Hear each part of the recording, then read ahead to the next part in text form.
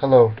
So I've just watched a video, well, a bit of it anyway, on Russia Today, which is a channel. I have a track record of criticising RT, but basically they're talking about how Israel is such a racist state, and they show this footage of Arab youths being attacked by Israeli youths.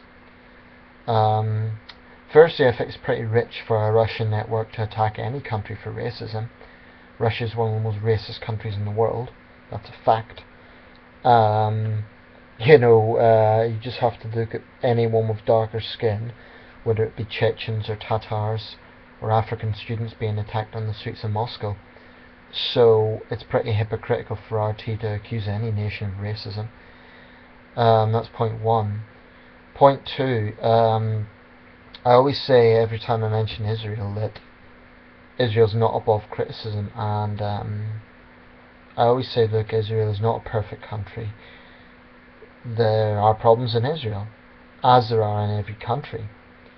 But what I do resent is this fanatical obsession with Israel. Now, I do call it fanatical because it's obsessive. It's really hugely disproportionate. Now, I don't condone what's happening. If this is a case of racist attacks on minorities in Israel, I hope the perpetrators are arrested and punished. But you know what? Israel has a justice system in place that does protect minorities, actually. I mean, how many people who hate Israel realise that there are Arab judges appointed in Israel?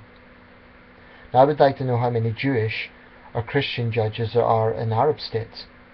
I really would.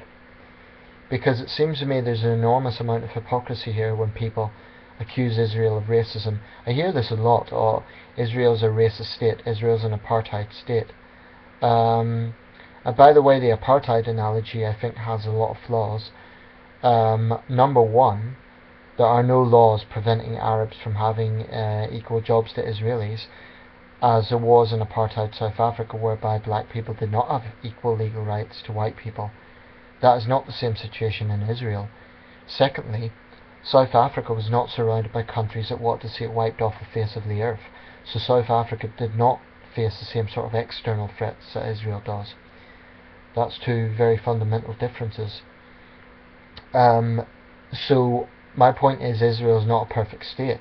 I'm sure racist attacks do happen in Israel, but racist attacks happen in most countries, and you don't see Al Jazeera focusing on them. I could tell you racism happens in Britain, happens in Germany, it happens in a lot of Western countries, and it definitely happens in Arab states. In many Arab states, Mein Kampf is a bestseller. It's considered cool to satirize the Holocaust in cartoons.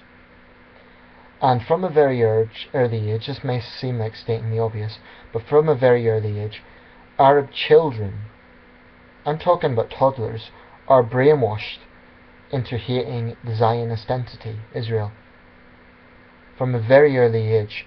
And there's some Muslims who live in the other side of the world who express huge outrage against Israel and yet seem to turn a blind eye to things happening much closer to home, which also impacts Muslims.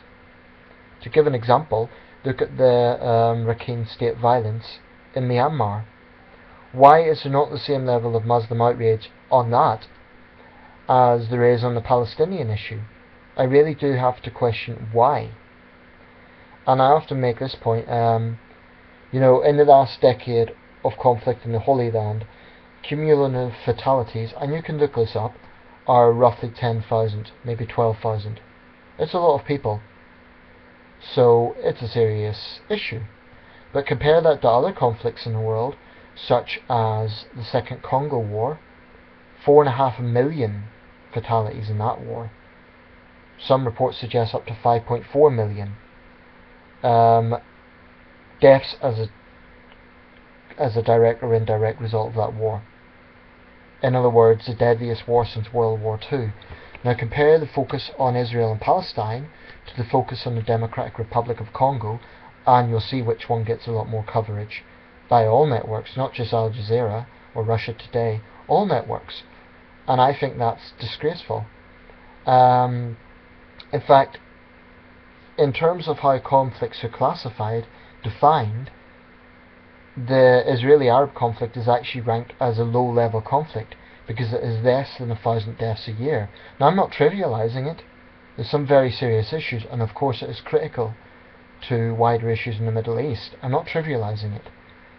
But I really do question why there is such an obsessive focus on Israel and Palestine. I really do. And when people accuse Israel of racism, when they call it a racist state, I see a lot more racism, frankly, coming from the states that surround Israel. Now, in Israel, Christian and Muslim people have equal rights to Jews, and there are many Christians and Muslims who hold office in Israel.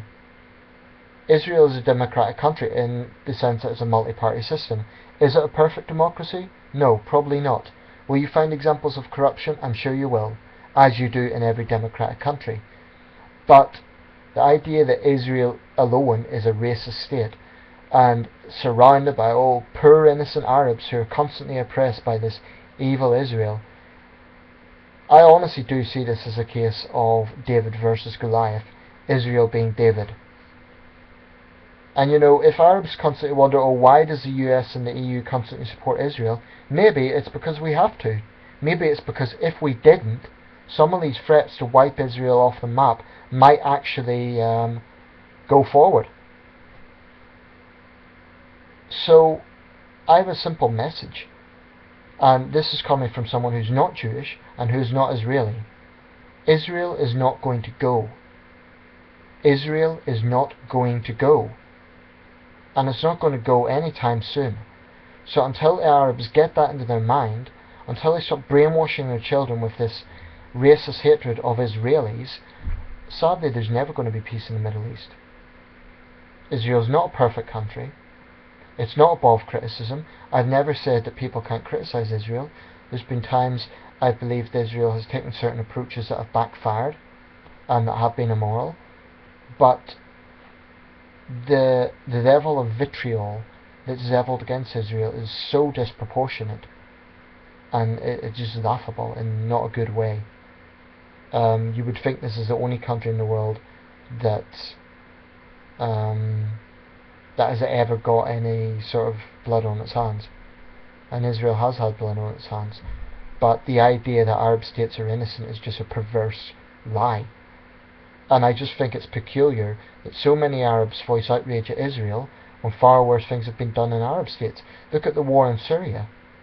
In 3 years, 130,000 Syrians have been killed. Israel has had minimal influence in that conflict, other than obviously being concerned because it's a neighbouring country. But it has not been a warring party in that conflict, and yet there is still an obsessive focus in Israel. So this is just a very strange thing to me. Yeah. In conclusion, I'm not Jewish. I'm not a blind supporter of Israel. There's times I do criticize Israel, but the level of vitriol leveled against Israel, the disproportionate bias in so much of the media against Israel, especially Arab networks like Al Jazeera, and Russia Today's stance is strange, given that a lot of Israelis have Russian origins, but Russia Today especially, and Al Jazeera especially, their bias on this conflict is just pathetic. It really is. And some people will say, BBC is pro-Israel. Actually, a lot of Western networks have often been accused by Israelis of being pro-Palestine. So,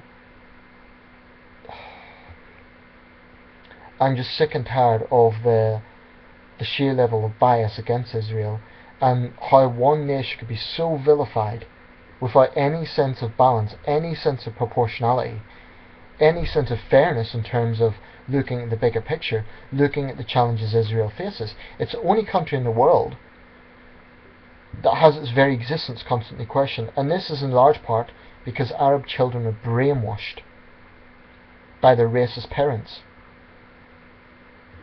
And I'm sick of it.